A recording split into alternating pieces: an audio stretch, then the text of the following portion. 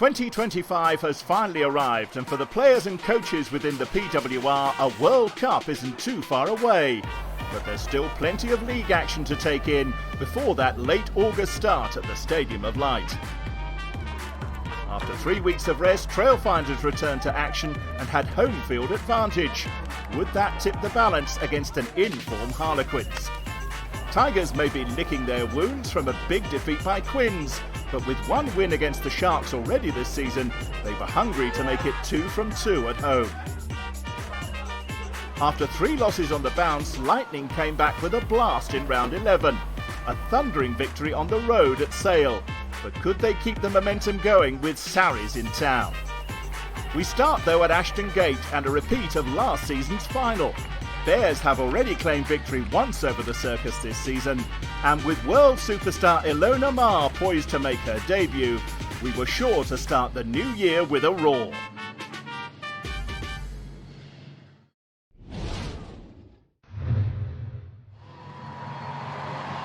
Commentary comes from Nick Heath.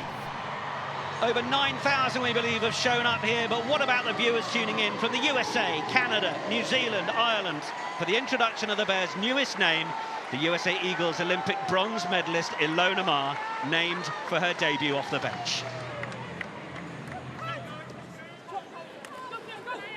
Sarah Beckett back in the team after injury from the end of November. Now George, little one back inside. It was right in the fingertips of Zoe Allcroft. Somehow managed to hold on to it. The two co-captains working in sync there. Was that knocked on in the tackle? Either way, Hannah Jones will ship it on, and now Singh against David. Singh will just step inside. The Bristol defence all looking to the outside option, and Emma Singh continuing the sort of awareness and form that has been with her all season. Aitchison feeds it in for Marcel Mulhern, but she was really well double-teamed by combination of Hurd and Welsh international Kate Williams. Another player for Gloucester Hartpury who's really finding some good form. But now, the wider channels. Jazz Joyce Butchers and Millie David. And David, can she carve up from here? Millie David, the league's top try scorer, and she's got another. Bristol Bears hitting back and giving the crowd something to cheer at long last. They look like they're going with the quick tap. And Lewis, dummies right, goes left. Then it's out the back. Is that another knock-on? Well, you suspect he might go to pocket here. And they won't mind seeing the back of Claky George. Just one, thanks. Atkin Davis got the call from Aitchison. Now have they got numbers this side? Aitchison winds up the big one, and it is held on the outside. Joyce Butchers, oh, beautiful dummy! Sold absolutely everybody. 3 minutes to go to half-time. Bristol Bears take the lead for the first time.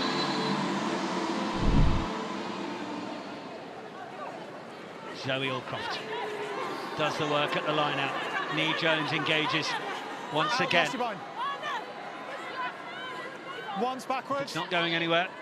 Natasha Hunt's going to be told to use it, which she's now going to choose to do. Oh, and she will dummy, and she will go for the line, and it's vintage Natasha Hunt.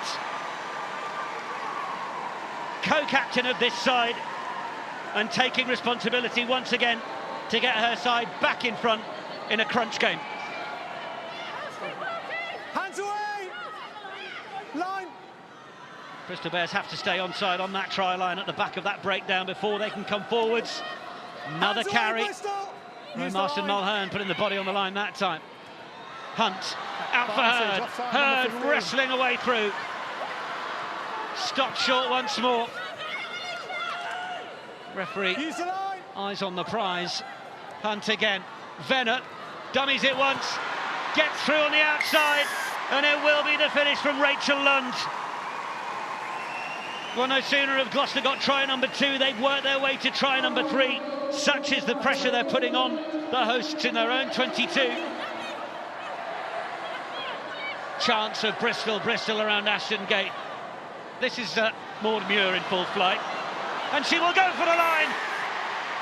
What a score that was, what a finish from Maud Muir. It's the 4th try, it earns them the bonus point as well. Well, in her own words, this is her Ted Lasso era. The world's most followed rugby player on social media. USA Olympic Sevens bronze medalist, a beacon of body positivity, a role model to many. The Eagle takes flight. It's a PWR debut for Ilona Maher. Lund with the take, and she's immediately met by the American. Marcin Mulhern wanted to go just for the line, still under that advantage. Now they go for the line and they get there. Saron. Well, they've had to wait an awfully long time for it, but it is try number 3 on the board for Bristol Bears. Alex Matthews driving through the core of the Bears. Still going, Matthews. Now Hunt looks to go wide. Ilona Maher came forwards on it, but Hurd was able to get there. It's the bounce pass for Mia Venner, and Joe James happy. The try will stand. It's a 5th score for Gloucester Hartpury.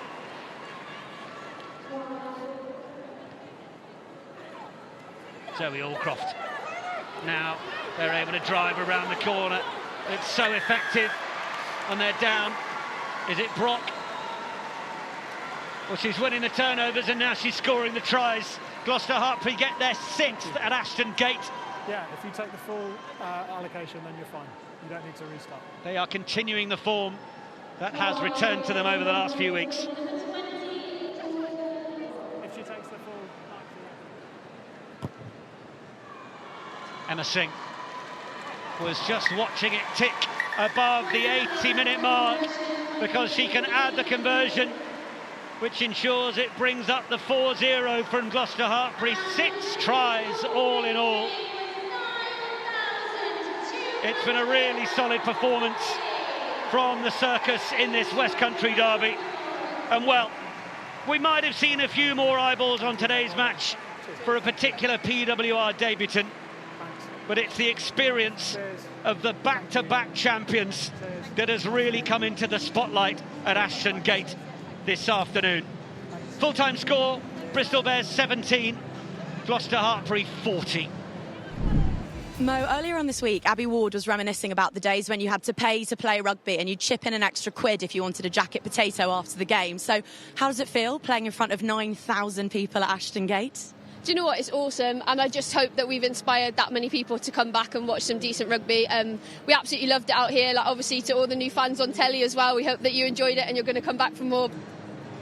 I threw a little bit of a rocket, so I think I needed to lead by example in that second half. I'm getting a lot of heat from the girls saying that I need to give the player of the match to Georgia Brock, actually, because she was the one that actually got the 4 turnovers and got us back in the game. But that's what you want. Like, we want to be tested, we want to be in battles. We knew that we had so much more to give in that second half, so it was about coming out and having a reaction, and that's all you want. Like, as a captain, as a co-captain, you want people to actually like follow you into that, and we asked for a reaction from the girls, and that was an unbelievable second half for us. I was really nervous going in, like putting my bib away and my jacket down, and then as I got in and made the first hit, I was like, oh, it's just rugby. Like, this is something that I do, that I love, and I felt very comfortable to the point where I was like, looked at the time, like, oh, give me 10 more. Give me 10 more minutes, I'm ready. My thing, I said this before, is like, if I'm what gets them to a game, awesome, but I hope that they stay and realize the rugby that's being played and they come back for another game. I think it's like getting them in the door, showing them what this is about and the level that's being played now. I mean, it's completely different than it was 3-4 years ago. It's quality stuff, and I hope these guys come back for another game just to see the environment that it is.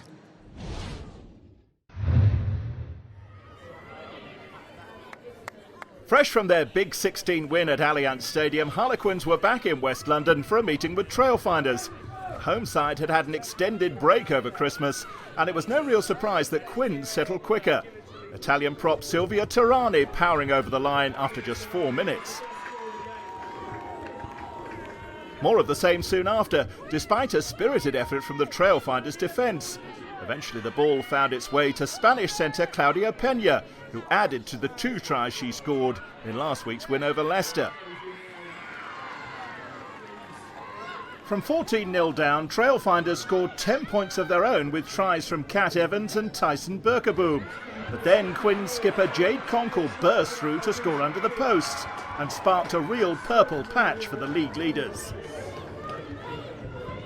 Their Their bonus point try came from a moment of individual brilliance from Ellie Kildunn.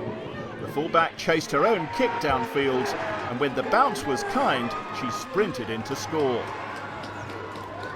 Harlequins added another try through Connie Powell, but there was still time for Trailfinders to hit back before the interval.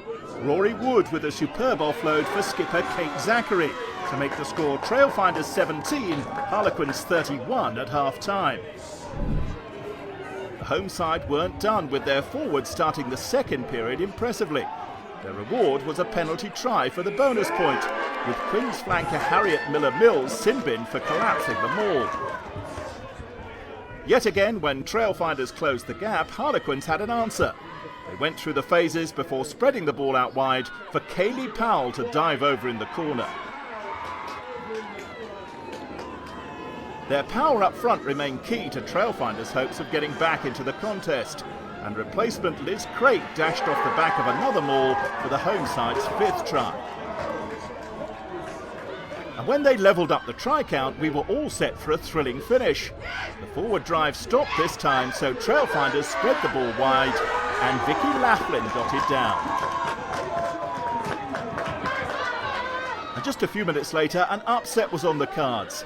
Kate Zachary hacked the ball downfield, and when Pena failed to gather cleanly, the Trailfinders skipper pounced with a superb pick-up to score her second of the game. Trailfinders in front for the first time. Harlequins had the answer. After Caris Phillips finished a line-out drive, the knockout blow came with 4 minutes left. Kaylee Powell sprinting through a tiring Trailfinders defence to add the 15th try of a remarkable contest. Their 9th consecutive victory, and surely one of the toughest of the season so far. Final score, Trailfinders 39, Harlequins 46.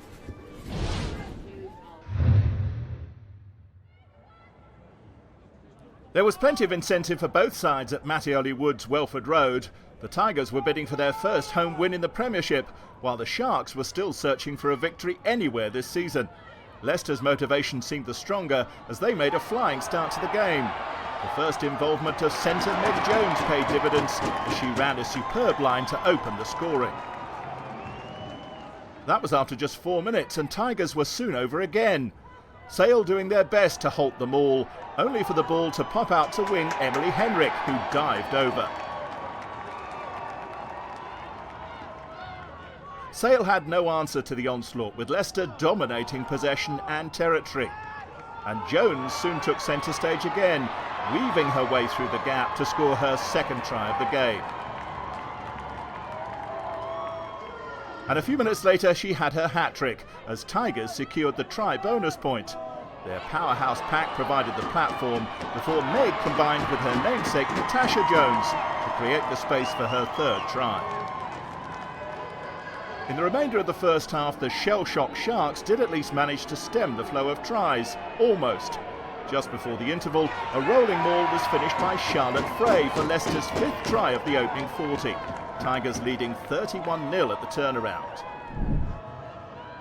Things had to improve for Sale in the second period, and finally they got on the scoreboard. A spell of possession creating the opportunity for wing Sophie Hopkins to score in the corner. But any prospect of an unlikely comeback was banished in spectacular fashion, with Meg Jones to the fore once again. Her crossfield kick was claimed by the soaring Emily Henrik, with the American landing over the line for her second try of the match. With that, it was job done for Tigers, but the Sharks kept fighting and struck two late scores. First, Katie Benson went over from close range. And then, with time almost up, lock Iona Antwis added Sale's third try.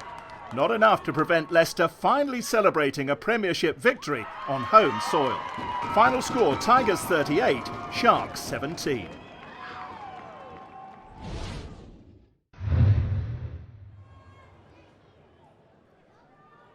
Loughborough Lightning ended 2024 in perfect fashion by hitting Sale for 50 points. Chrissy Scurfield was the star of the show with 4 tries, and she was soon top of the bill again against Saracens. A superb break by the Canadian, who combined pace with power to score the game's opening try. But Sarries aren't title contenders for nothing, and they hit back strongly. A sustained spell of pressure on the Lightning line paid off when Zoe Harrison dived in. But Lightning are a side full of confidence at the moment, and their pack delivered.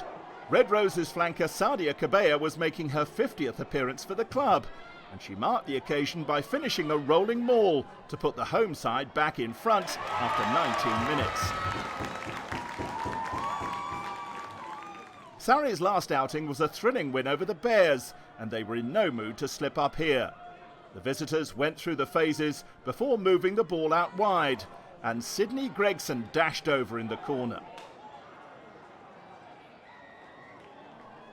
But this was a seesaw contest, and it was Lightning who struck next as the rain continued to fall. A superb break by fly half Helen Nelson, before Elev Kelter delivered the looping pass for Skirfield to add yet another try to her remarkable tally. The home side up 17-10 at the break then, and they extended that advantage in thrilling fashion early in the second half. Skirfield involved yet again, stretching the Surrey's defence before her pass was recycled to Emily Scarrett for Lightning's fourth try. They now had a decent lead to defend, and they did it impressively in the face of relentless Saracens' pressure. The visitors unable to find a response until 2 minutes from time, when replacement prop Maya Montiel muscled over to give them the losing bonus point.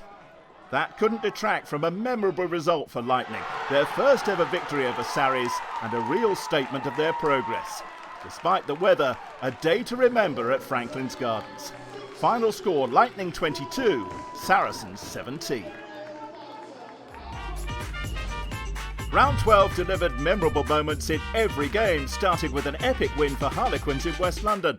Leicester tasted victory for the first time in front of their own fans, while a record crowd saw Gloucester Hartpury beat Bristol in the West Country derby. The weekend finished with a surprise as Lightning struck down Saracens.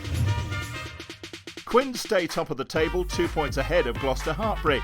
Exeter Chiefs didn't play this weekend and now have 2 games in hand. Lightning climb to 6th in the table, while it's 11 straight defeats for Sale Sharks. In round 13, Saracens will be looking to bounce back when they entertain the Tigers.